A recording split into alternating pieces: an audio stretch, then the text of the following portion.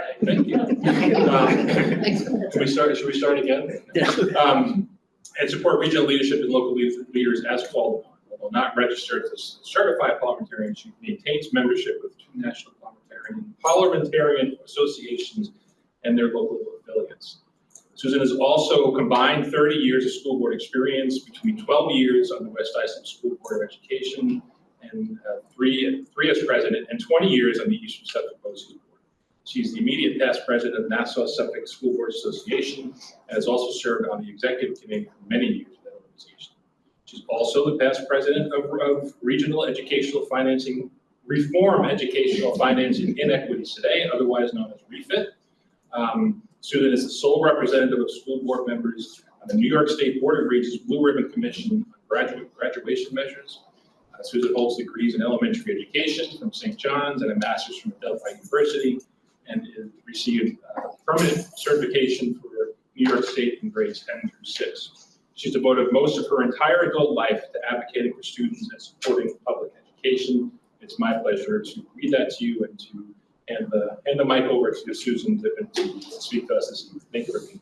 Well, thank you, David. And I want to thank Linda for asking me to kick off the first forum for the Community Legislative Committee. I'm really honored to be here. And so I was asked to talk a little bit about, educational advocacy and what brought me to all of the things you heard about in my bio. So obviously you heard I started out as a teacher. I only taught for 3 years before my husband and I moved out to West Islip. That's my home school district. I was fortunate enough to be able to stay at home and be a stay-at-home mom. But I didn't want to stay home and do nothing. So of course, when my children started school, I got involved in the PTA because I wanted to know what was happening in their school, as well as the school district. And it just so happens that the school that they went to, well, it was originally called Commanock, is now called Massara. So that's where my children went through elementary school. I got started, Linda actually asked me this earlier, how did I get drawn in? When my son was in a pre-K program in our church pre-K program, he became friends with another little boy who's same age and whose mother was already involved in the PTA at our school. And she ran the amblyopia training that we used to do. Back in the day, PTA would help in the school district with the kindergarten orientation. And part of that was to do amblyopia screening, which they don't do anymore because the doctors kind of do that for everybody.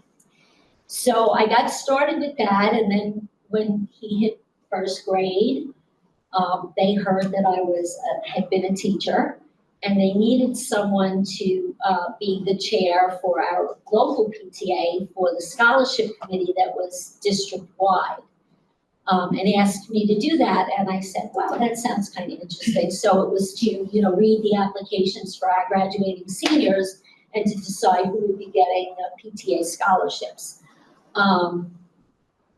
Our PTAs have given, like in West Islip, hundreds of thousands of dollars in scholarships over the years, which is really a wonderful thing to do for the students. So from there, I helped with membership, and I started attending school board meetings when my son hit around 2nd, 3rd grade, because there were things going on in the district that we really weren't happy about. It amounted to, I guess, an effort to contain costs, but what was happening was it was at the cost of the educational program that was happening in the district. And I stayed involved in PTA, became the president at Massara at that time for 2 years, became the treasurer of the council, and ultimately the council president. During that time, attending school board meetings for about 6 years before I decided that I was staying out so late that I came home one night and I said to my husband, I can't sit here and watch this anymore. The investment in our home,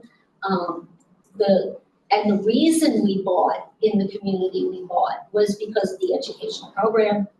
I said, I need to run for the board. He said, you're out late all the time anyway, so why not? So that, the PTA, obviously, the advocacy and the training that I was able to get through PTA, not just locally, but I had a president before me and council leadership that encouraged us to take advantage of training at higher levels of PTA. And a lot of people don't even realize that PTA, there's a region level PTA, there's a state level and a national. Started going to trainings at the regional level and at the state level. And so some of that helped me develop what I consider to be some of the skills that I didn't necessarily realize I had, to feel comfortable with running for a school board position. And it was a little contentious at the time that I ran, but I won. And, you know, as Dave read, I served for 12 years, 3 of them as president. We managed to build back some of the school districts at that time, and I'm so pleased. I have maintained a really solid relationship with every board member that has followed from the time I left the West Islip Board, which was in 2006. And I'm really so pleased to see where the district has gone over that time. But the training, and I talk a lot about the PTA because the training that I got there, as I said, helped me realize and develop some of the skill sets that I didn't realize I had. So if there are any students listening, what I want to say to you is I was not the student that would have run for, class president or a class office. I was not the student that would have gotten involved that way. That was something that came later in my life. So I would encourage you, if, you can if you want to, but it doesn't mean that advocacy or working toward a good goal for your school or your community has to start in a particular place. It can kind of start anywhere at any time. Some of the advocacy, since this is about educational advocacy, one of the big things that PTA does is a lot of advocacy work. And so as people were coming in, I mentioned that I'm going to be at the New York State PTA convention in November. And like the school board conference, one of the things we do is work on resolutions that help inform the particular policies and priorities that are set by the organizations. That work, the first time I ever went to a conference where I saw how a resolutions process took place, just drew me right in. Because it was always about what can we do better? How can we help more? And having tools to be able to help inform if we want to go. So before I was on the school board, if we wanted to go to the school board to speak about an issue that we were concerned about, does PTA or did the school board association have a position or a policy that might have helped inform and helped our argument to get what we wanted to see happen for our students? So, that really was and is part of why I stay involved and continue to do the work that I do. From there, obviously, I ended up on Nassau Suffolk school boards, and I served there for a number of years while I was on the West Islip board. When I left the West Islip board, one of our former board members here at East of Suffolk BOCES, Sandra Townsend, was representing us at Nassau Suffolk School Board. So I had to step away because they could only have one representative from each board. So when Sandra decided to step back and not represent us anymore, then I went back on as an executive committee member. And I am now the immediate past president of Nassau Suffolk. So it's been quite a number of years that I've been there. And again, that's another place where our primary function is to help support local school boards and to set priorities, policy on the things that we want to advocate for when we go sit with legislators. So I'm going to jump back to the whole legislative part in a minute or two. But being on Nassau Suffolk school boards, being as involved as I've been all the years that I've been doing this, you get to know a lot of people. So a few years back, the state was forming their Blue Ribbon Commission. And I was encouraged by the State School Board Association to put my name in. The organizations were told that they could have up to, 3 people could put their names in and they would pick from one. So it was a lengthy process, as Chuck is aware, because he served with me on that, in a different capacity, obviously. I was fortunate enough to be the person that was picked to represent the School Boards Association. And again, I think it was partly because of the entire combination of all of the skills that I brought to the table and all of the experience that I brought to the table to be able to represent both school board members, have I have the parent hat on, sort of. I have grandchildren in the West Islip School District, so I certainly, have skin in the game in that regard. And so I was really honored to be able to serve on that. And, we continue to look forward as the Board of Regents and the Commissioner move the recommendations that we've made forward. So that's really very exciting to see, because that's going to be a really big change in education. I think that a bigger change than we have seen in many, many, many years. And like I said, that's really very exciting to see. But jumping back, I want to talk a little bit about some of the training that I was able to get that helped with that. So I attended workshops, both PTA and school board, that not only talked about the issues, but gave us tools on what to say, how to say it, how not to get distracted when you're sitting with a legislator who wants to talk about their item rather than yours. And that's certainly not something that most people might be comfortable navigating unless you've had a little bit of training with it. Because you could be a little intimidated by sitting with an elected official who wants to talk about what they want to talk about. You don't want to be rude, so you have to bring it back to what you need to discuss with them, why you're there. Otherwise, why did you go? So, the training is really, really valuable in that regard. And again, for me, this is about very personally being a servant leader, being an advocate for children. It's simply what I have now done for pretty much my entire adult life. I'll continue to do it for as long as God gives me the grace to do it. I enjoy it. I love working with my fellow ESBOCES board members. It's such an incredible group of people who I know for a fact come to the table every day with one thing in mind. How do we do the best we can for our students and to support the districts that we serve?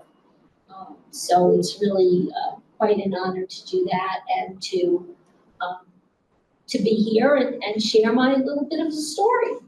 So I'll open it up to questions. about? Anything in particular? Nothing I want to say.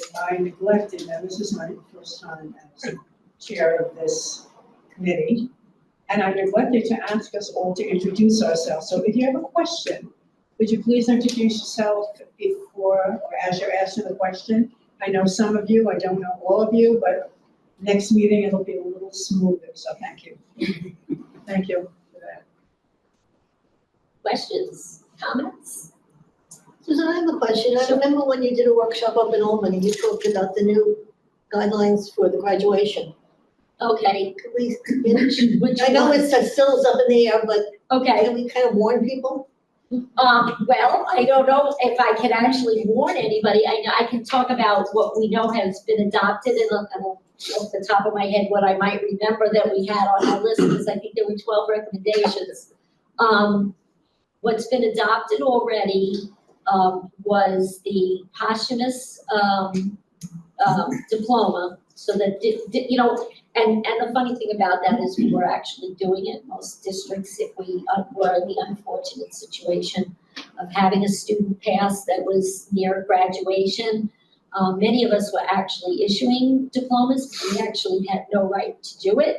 The Board of Regents has now made that you know, a possibility and a legitimate avenue for providing that to the family. So we were glad that they adopted that. I think that was the first thing that they adopted. The second thing that they adopted was the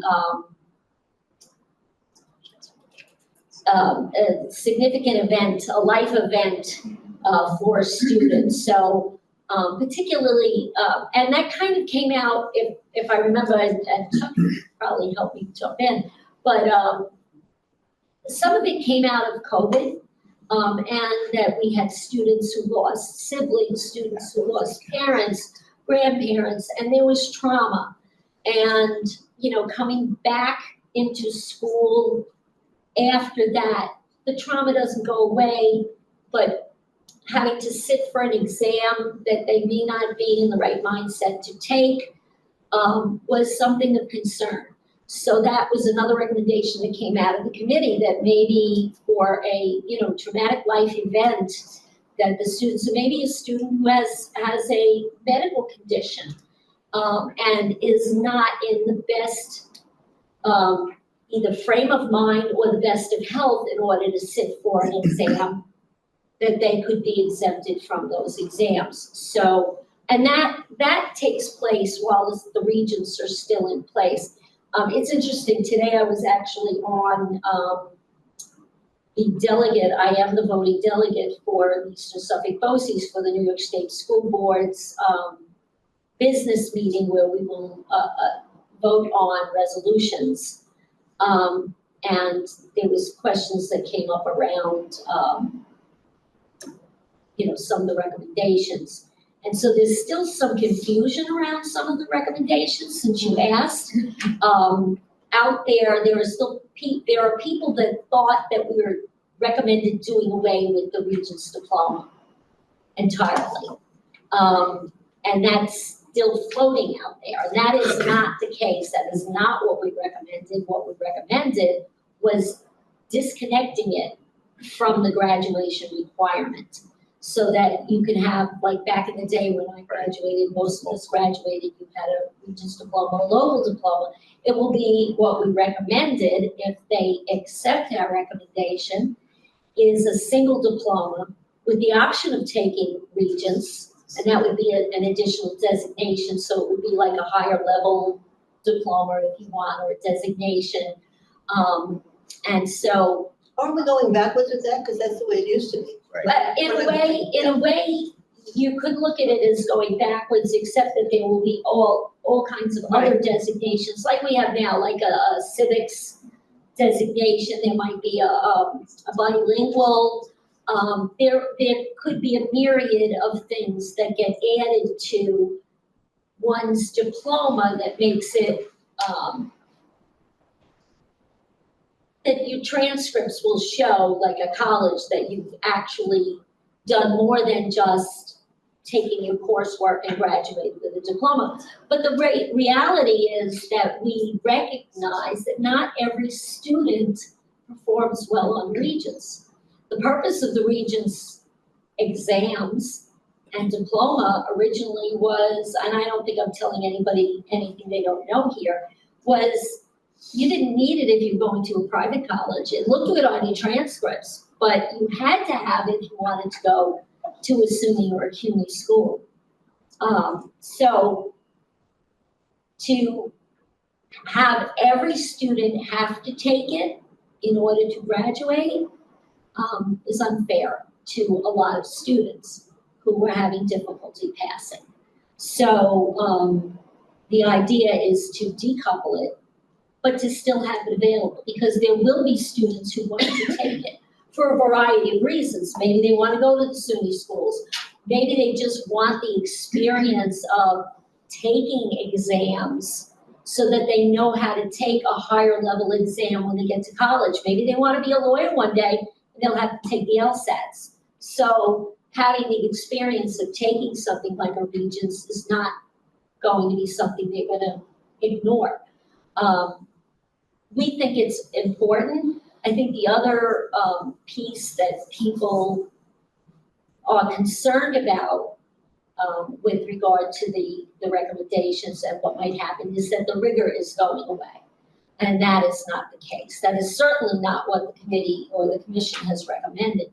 We expect the rigor on the coursework, on the standards to be there, because we know that our students need more. So that leads to the adoption of the third item, which is the portrait of the graduate.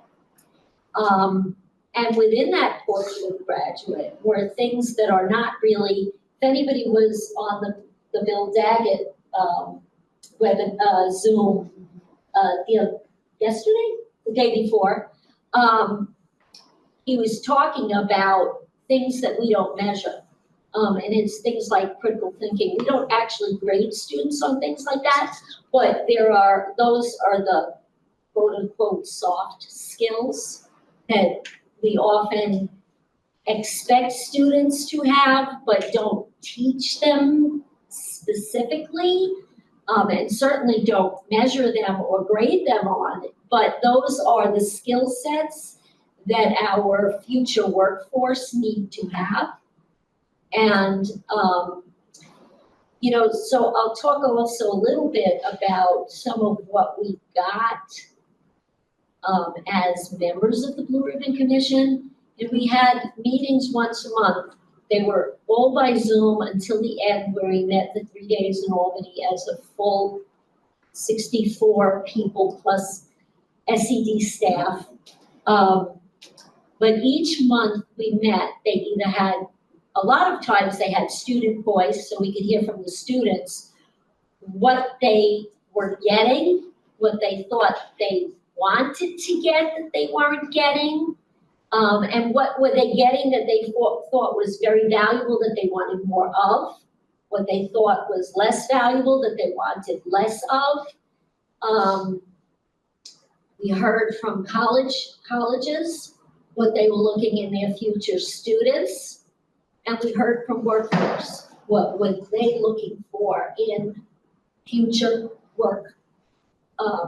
workers for their, whatever industry it might have been. And from all of that, and from the readings they gave us and some of the presentations that we received, that's how we brought together all of that information to formulate what were our recommendations. The portrait of the graduate that was adopted by the Board of Regents is a little bit different, but not significantly so than the one that the commission recommended. But it was changed a little bit through additional feedback from the field. So, and I have to say, from my experience of being on a variety of committees over the years, they really did it right. They gave us all the tools that we needed to have. They let us ask for any material that we felt we needed to have to make more informed decisions about what we were going to recommend. Members of the committee of the commission could provide materials that were shared with all of us. There were opportunities to go into the field to see different things that were happening. We were never directed in a particular direction to come to any particular conclusion. So I have to say it was an extraordinary opportunity.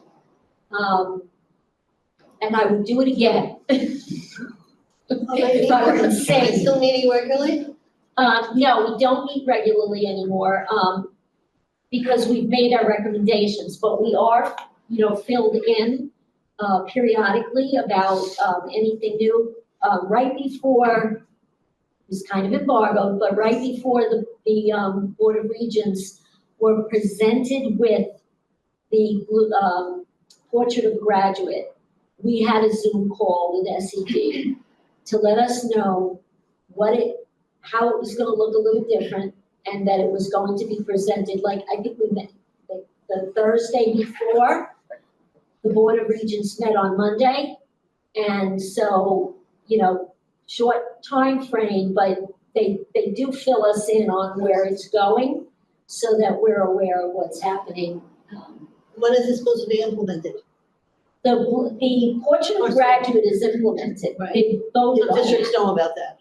Yeah, everybody has been, that's been shared, and there are plenty of resources on the SED website for the work, the presentations. Any presentation that is done to the Board of Regents is posted there to be able to be viewed. What's the CTE connection? Well, that's another recommendation that. Because I know there was some concerns that, especially in my district, that how are we gonna do it if we don't send the kids to BOCES? And can we afford to? Well, you can send the kids to BOCES. There is a recommendation to incorporate CTE in the learning and the student experience within school districts. But, I don't think anyone on the committee, the commission, believed that school districts could do it all. School districts, a lot of school districts are doing their own CTE programs now, but they don't have the capacity to do the magnitude and the extent of what we're able to do at BOCES. They may be able to do it in a smaller version, and there are some programs they'll never be able to do. I can speak a little bit about what I know is going on in West Islip. I know they just put in the vents. They're introducing, they put in 3 vents for 3 welding stations. That, obviously, they might not be sending students to welding for our program, but they'll send students for programs they can't do. And I know that because they weren't sending students to our aviation program for a while, and now they are again. They can't do an aviation program.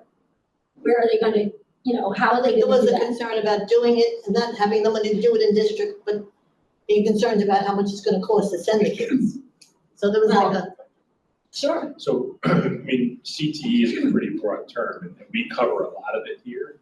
But there are a lot of CTE programs that can be done and are already being done relatively easily within districts. And so, I think the portrait of a graduate and the recommendations that will follow will be broad enough that districts can figure that out. You as a board member know that we work very closely with districts to help them build in-house programs because. well, I know in our district, we don't have the money or the space. Right, and so, we're happy to serve, but for those that have the ability to, we're happy to help them build their capacity as well, because the more of their own they can serve, the more that capacity we have. And I will also add too, regarding the portrait of a graduate and then a kind of a larger initiative known as Inspire New York, BOCES around the state are helping school districts to prepare for what that means and what that looks like. Just today, there was a professional development offer by our team here, Chuck being part of that. Is anyone else from the team here that? Speak to it. Okay. So you kind of starting that conversation, okay, here's a portrait for graduate. It's beautiful, it's deep, it's meaningful. Let's start to break it down as to what does that mean in your district as far as your course offerings. I hope the guidance councils find out about it. They are, and I have to give our districts a lot of credit. People are absolutely. Do you have any questions in the? No. There are other questions. Can I ask you a quick question? So you talked about your drive to join the West High School Board. It was personal. It was, it affected your family Started out, directly. I guess. What led you to the East Receptive BOCES? You don't really just go with Okay, that. right, yeah, I didn't really talk about that. So, again, over the years, as you're involved, you get to meet more and more people. I knew most of the Eastern Suffolk BOCES board members long before I ran for the board. Generally, and I don't think anybody doesn't know this, nobody really runs for the BOCES board unless there happens to be a vacancy. And it was just the right timing. I loved what I had served on the instructional planning budget committee for 2 or 3 years. So I was familiar with our program budget and the planning for that already. And as I said, I knew some of the board members. So it just seemed the timing was right. There were 3, I think, vacancies at the time that I decided to run. And that's how I ended up here. But, and not a regret for a minute. I think this is an incredible agency, doing incredible work. When I see what our staff does, and I'm gonna put a plug, when we did the dinners with the PTA, one year, we were told we could bring our spouses. I'm sure we could probably do it anytime, but we don't generally. My husband came with me, and it was one of the years where we would go to the different classrooms. And he walked out of there, and he had been to open house with me when our children were going through school. He said, I have never seen a more enthusiastic staff about what they do and why they do it than I did here tonight. He was so blown away. And he said, it helped him understand why I do what I do.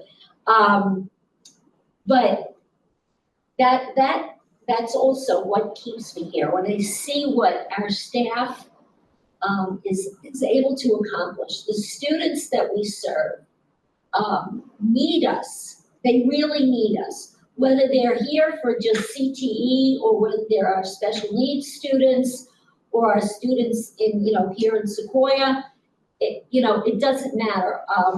We do make a difference, and that makes a difference to me. And again, why I'll keep doing this for as long as I can keep doing this. Other questions? Yep. No?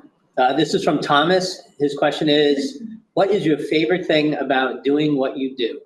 Ooh, it's to see the achievements of the students.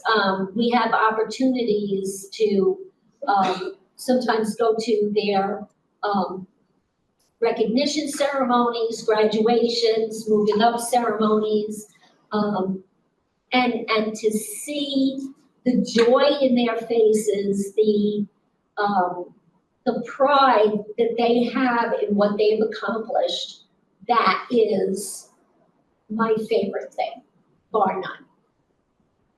Great question.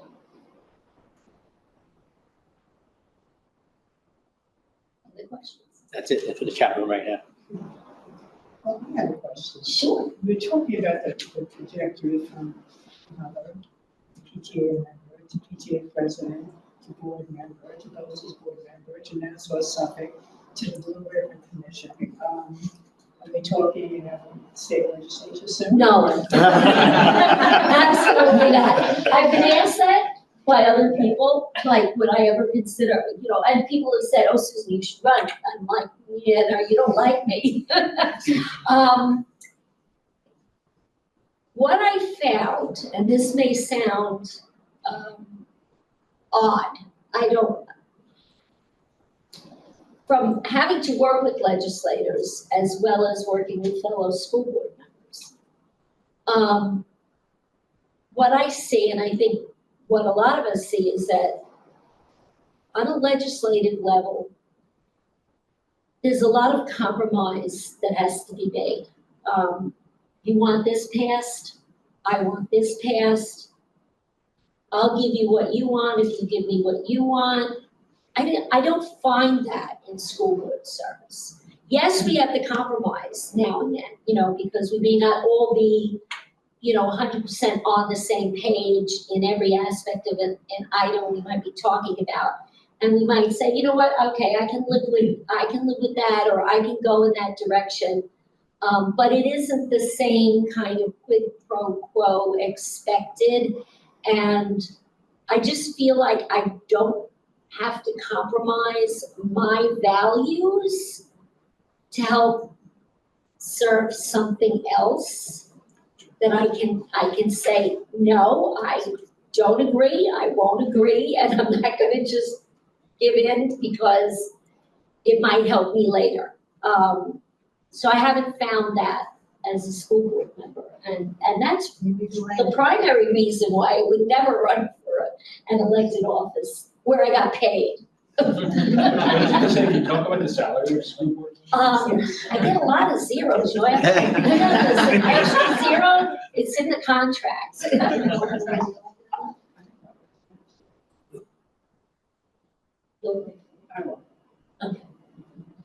Linda, what do we see as our next bunch of legislative meetings? I know you have ideas and plans. We have spoken to our Assemblywoman, Ms. Giglio. She will be with us in December at HB Board. In February, former superintendent of South Old Town and now village administrator of Southampton, Scott Russell, will be with us. We're hoping in April to have our new regent, Alicia Williams.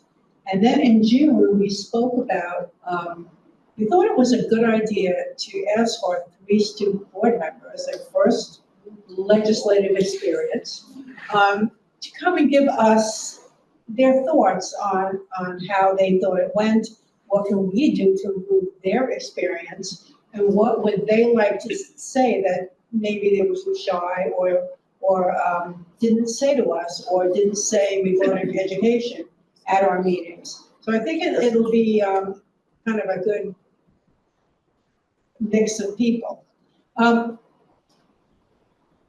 I know what I was going to ask Susan, and this is we have, I've been on the BOCES board for, I don't know, what is it, 10 years now, I guess? Maybe 10, 11 years. And I wanted to ask Susan, I've noticed that at least most of my colleagues on the school board member, we make an effort, because before I ran for the BOCES board, I'll tell you, I thought it was a very big step. I thought it was a, it was almost like a closed organization. Surprise, surprise, it is not. And I did notice that one of the first person who greeted me was Joe Luciago, the second person was Susan Whitman. And I noticed that, and I've noticed it especially with Susan, not that I haven't noticed it with other board members, but I have noticed, and I want to ask how you do this, is that you are very inclusive. Whether it's students, whether it's people who come to our board meetings, whether we are in a building at one of the educational academies, whether the new school board members come, you have a way of being inclusive. And I want to know how you do that, and do you feel that that is something that has helped your, and I will call it a career, you may not have gotten paid, but it is a career nonetheless. Do you feel that that has helped you? Because not everybody becomes president of the National Suffolk School Boards, and not everybody gets on the Blue Ribbon Commission. So, and not everybody is president of the PTA. And by the way, Susan chartered my PTA in Richards, and I never realized that connection, even though I had met her until I became a member of the BOCES board. So we had met many years back. But how do you, and the other question I have is, how can any of us, whether we're teachers, board members, students, legislators, how do we become more inclusive and making people more comfortable? Because as the years went by, I noticed on the board, I'm more comfortable including people, and I want to know how you did that, because you wouldn't have been where you are had you not been able to do that. So I think. Sorry, wrong It's- question. No, and it's a great question because, and not necessarily an easy answer. I think some of it is innate personality. I'm an outgoing person, although I'm really not necessarily, which might surprise a lot of people. Some of it is also some of the training that I received through PTA and the people that I met that mentored me, that welcomed me and set an example for, so it kind of really goes back to a lot of the PTA experiences. There are a lot of people that think about PTAs as a clique. And, I've often said, we can look like that. We might actually not be that, or we could be that. But it might look like that because when you work with people so closely, there's this bond that you form with the people you work closely with, so it could look like you're a closed group. So how do you then make sure that someone new coming in does not feel that way? And so, like I said, some of it is innate personality and just, I'm a friendly person. So, that's People in the elevator. not always people in the elevator. Depends. I'm a city girl, so I'll size up someone real quickly. But, it's how, and I try to be introspective about it as well. Like if I'm walking into a new situation, how would I feel if, nobody says hello to me or welcomes me? So I try to make sure that I mirror what I would like, someone to, treat me that way. But again, I think some of it is also PTA training. Like if you want to build your PTA, you need to be friendly and inclusive, and you need to bring people in. I also have to say that I think much of who we are starts from when we're very little, right? What our parents,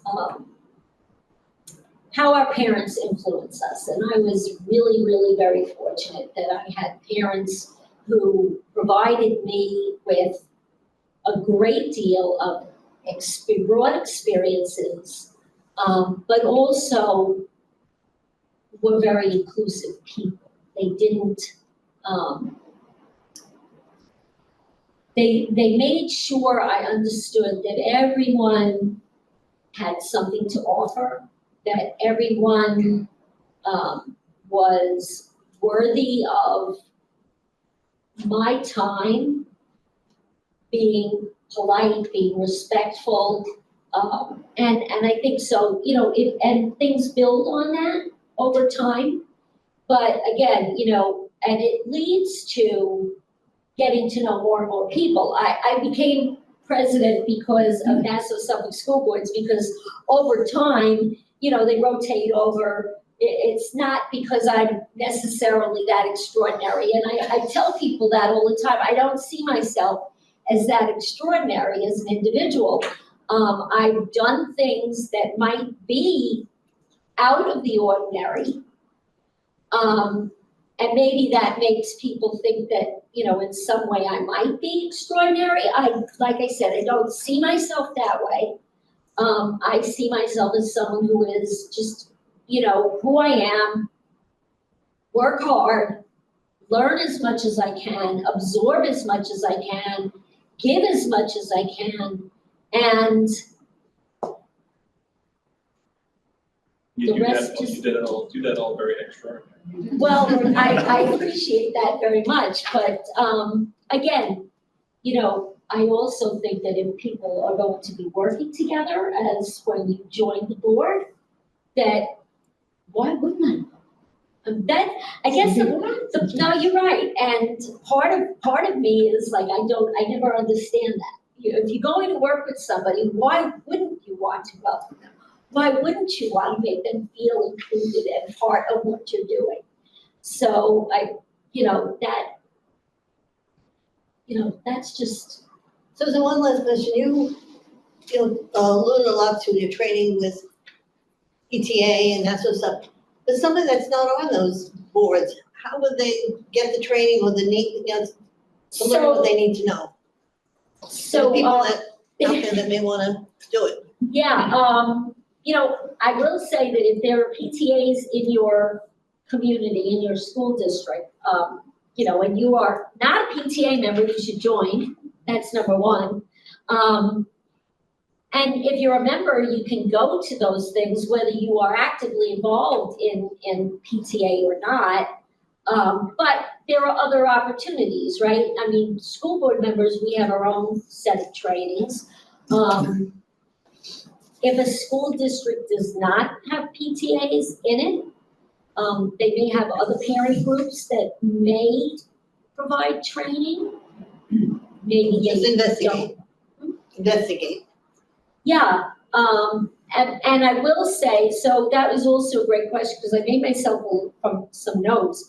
And what I did want to tell people is, whatever, if you want to grow in a leadership position and you want to learn more about advocacy, take advantage of whatever opportunities are provided, whether it's as school board members, things that BOCES provides, when we have the Longwood breakfast. So the Longwood breakfast is for all the school districts, right, that can come when they have their legislative breakfast. And each school district sometimes brings parent representatives. They're not all PTA people. That gives you a little bit of an idea of what advocacy can look like because of the way they frame and structure their forum. And then there are lots and lots of resources on the website.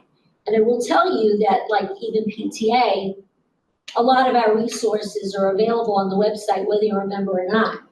So if you want to look at, like, the advocacy tab of the New York State PTA website or the National PTA website and get tools for learning how to do something, you can find that, whether it be a leadership, taking leadership positions, financial, like a fiscal or fiduciary responsibility type of workshop. Those are, a lot of that material is available without membership. And go to board meetings. Oh, absolutely, go to board meetings. Did I say I went to board meetings for 6 years before I actually joined or ran for the board.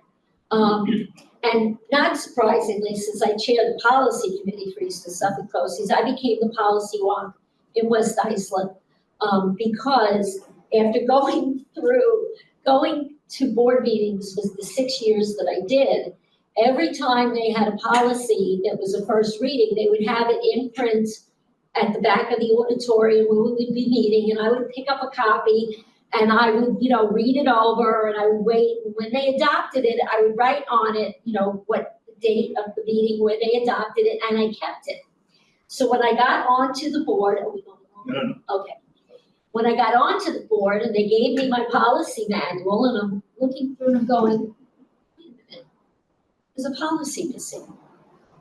And I would call up the superintendent secretary and I would say, Jean, and our superintendent secretary, who is now long retired, is a very dear friend of mine, who I am fortunate enough to see periodically. When she moved to Florida and I go down there, I do see her from time to time.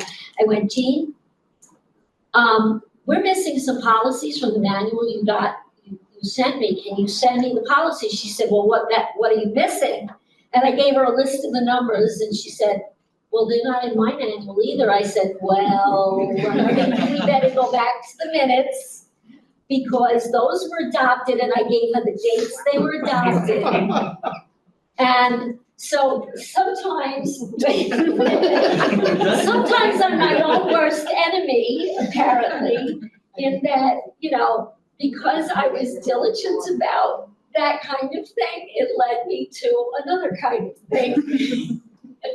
And, yeah, that I should stop doing that, I suppose. But, yeah, so, and then when we actually, chose to, review our entire policy manual, and we sent it to another organization to review, and they sent it back to us, and they had renumbered and reorganized the entire thing. I called up the superintendent and I said, "There's the cross-reference." And he said, "What do you mean?" I said, "Well, they moved things around and they changed our numbering system to a letter system to a number system, and I don't know how to find my policies now. I had my old policy manual and I had the new one." They did give us, so he had to go back to the organization and ask for the cross-reference, because I wanted to see, we were going to be adopting it as a total document. And I wanted to know what were they recommending being changed? And what I found was that there were things that we had adopted as a West Islip board that were unique to West Islip that didn't get transferred over. So then we had to say, well, wait, do we still want that? I mean, if we still want that, if that's still important to us, it's fine to have general policy that every school district has to have, but when you want, and I'll use an example that had to do with how we handled organizations within our school district in terms of charging them for use of facilities. And we had adopted a very, very specific policy about how we charged, and particularly PTA, while they do pay for some things, they do not pay for building use outright, because they're considered to be a partner with our school district. So they do pay for staff time if we have to bring in staff. They do pay for additional custodial staff if the custodians have to stay longer, and that kind of thing. But we don't charge them actually for the use, where an outside organization would get charged. That policy was like missing from the book. And I was like, oh, and if I hadn't been so aware of what was there, I ended up having to sit, because it didn't even give us everything, with both books. So do you recommend when people aboard, everything. pull up the policies of their districts? Yeah, so, yeah, Any other questions or comments from anyone? some great questions though, Carly. I do want to say one of the other recommendations I'm hoping that the regents will adopt soon is the requirement for financial literacy. Because that I think is really important for our students to have. Most school districts offer some sort of financial literacy course, but it isn't a requirement in many. And considering our conversation as we were walking in about scam phone calls. I got one today. It could be more important between understanding both financial literacy and media literacy, particularly social media and things like that. And now, of course, AI. That's going to be so important for our Is students. that something that you recommend that districts then, with their legislative committees, follow through with this? Yeah, I would. To say, and anytime that SED is putting out a thought question, I don't know how well they publicize that to the general public. But a lot of times they'll ask questions that will lead to, we really think that this is important. But yeah, we don't want, I wouldn't say you want a legislative remedy, because you have to remember that the state education department should be setting the regulations and the standards for what we teach, not our legislature. So, Thank goodness. right. So, yes, that's something we want to advocate to the commissioner and say, yeah, this is a real important thing to us, but I wouldn't go the legislative route with a requirement for education. Well, if there's aren't any more questions, we're just about at the end. However, I would like to know who is here tonight, because I don't know all of you. So can I go around the room and introduce yourselves? And I apologize, it'll get smoother. This is my first meeting. Not my first meeting. Chair in this, yes. Hello, Ms. Goldsmith. I'm Tracy Davey. I work for the RIC, managing a New York State data collection project. And thank you so much, Ms. Lipton. That was great. Thank you. Excellent job. James Succio, Associate Superintendent. I know everyone. Gina Riley, Director of Special Education. Hi, Elena Milan, Divisional Administrator, Research, Communications, and Strategic Plan. Hi, Kathy Maui, the Superintendent's Office. Maria Delacroix, Superintendent's Office. Marlene Marisi, BOCES Board and Middle Country Board. Willie Shank, Trustee, BOCES.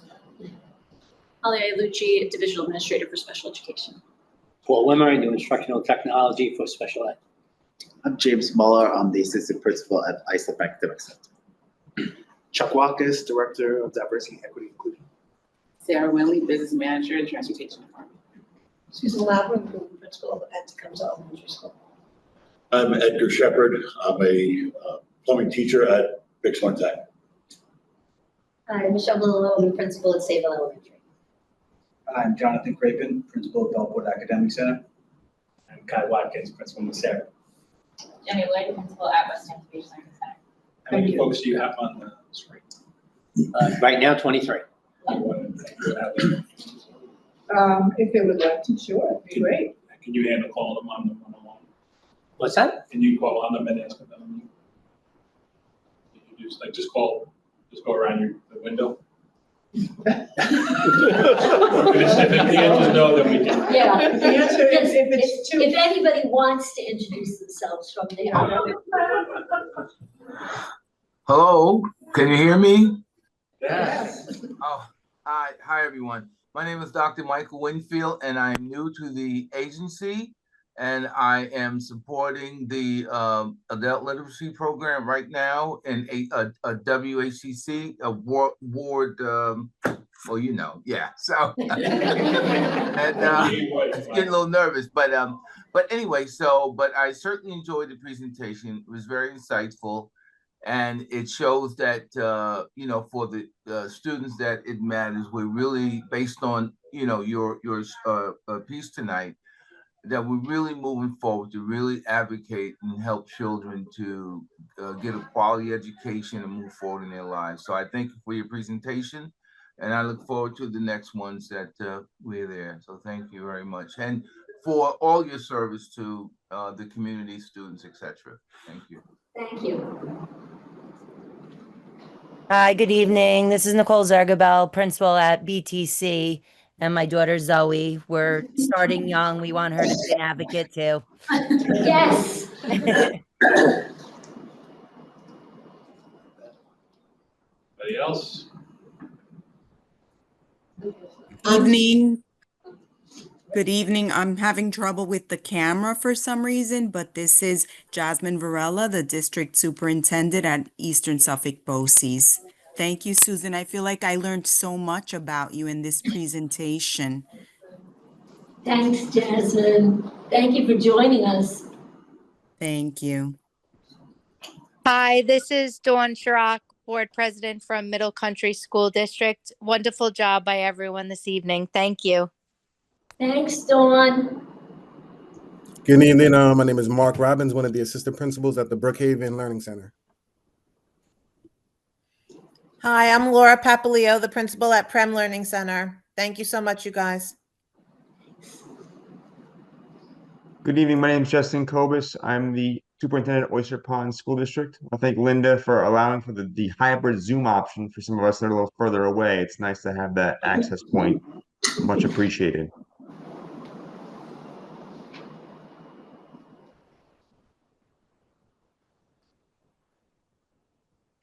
That's it.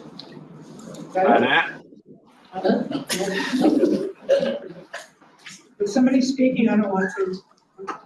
So I'm also just gonna close with saying, I'm glad we have a child on, because I think that part of our job is also to help our children learn to advocate for themselves. And I thank everyone for coming tonight. And I hope you'll continue. The meetings are going to be staggered. There'll be one in HB Ward for hopefully some of the people way further east will be more inclined to come, and be every other one. So as I said, December 11th will be an HB Ward. It will be Jody Giglio. She has consented, the Assemblywoman. And, don't want to ask, you have to be careful. The election years, who can ask. Anyway, I hope to see some of you there. And thank you so much for coming tonight. And Susan, thank you. And I will stand up.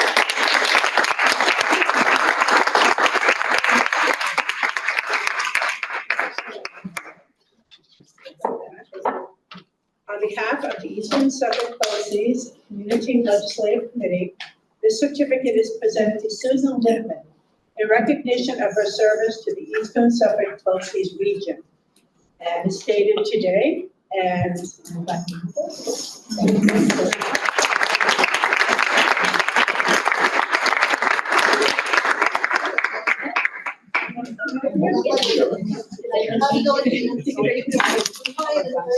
Principal used to be.